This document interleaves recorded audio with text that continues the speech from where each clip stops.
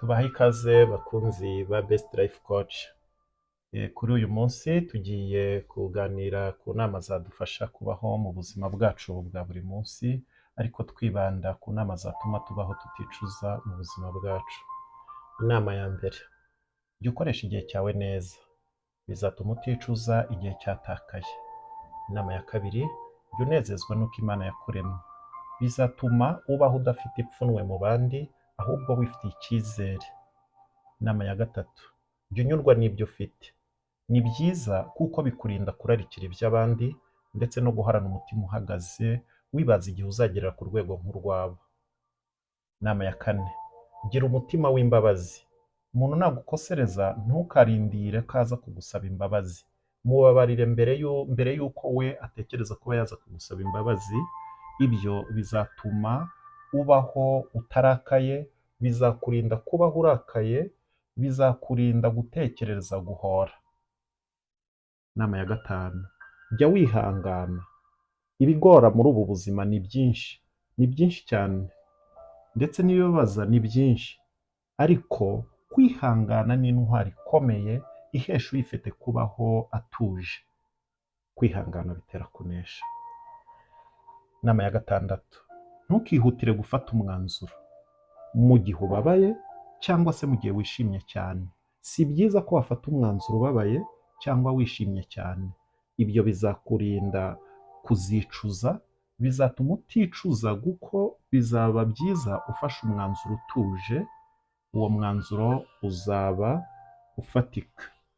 Inama ya karindwi: ujye wanga umugayo.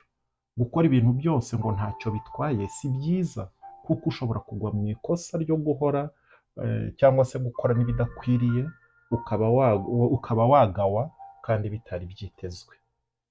Inama ya munani: jya ukunda gutanga.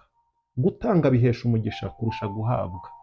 Akaboko kawe kamenyereze gutanga, bizatuma uhorana umugisha, bizatuma ubona umugisha mu mirimo y'amaboko yawe.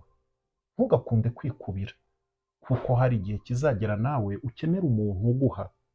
Erega ntawe ugira ibintu byose.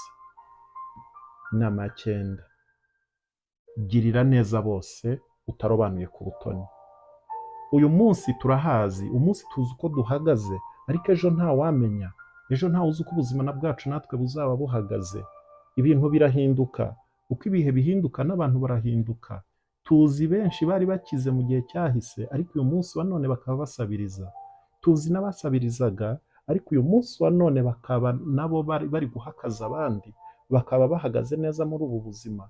Rero jya ugira neza kandi utarobanuye. Uyu munsi haba ubwo ufashije, ejo nawe azakwitura. Ntawamenya muri ubu buzima, byose birashoboka.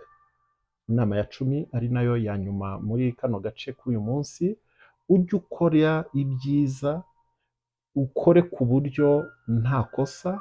Yego muri ubu buzima ukora aranakosa, ariko ujye wirinda gukosereza abandi. Ujye wirinda gukorera ibyiza byawe ngo ubikorere gushimwa, ahubwo ujye ukora kugira ngo ushimwe n'Imana. Nukora ibyiza ntukishimire kubikora ngo abantu bakurebe, kuko bizakubuza ingororano zo mu ijuru. Ahubwo nibigukundira ujye ubikora mu ibanga, Imana ireba izaguha umugisha. Turabashimiye, mwakoze kudukurikira. Naho ubutaha mu kindi kiganiro mu gace ka kabiri k'izi nama zadufasha kunesha ndetse no kubaho tuticuza muri ubu buzima. Murakoze, naho ubutaha.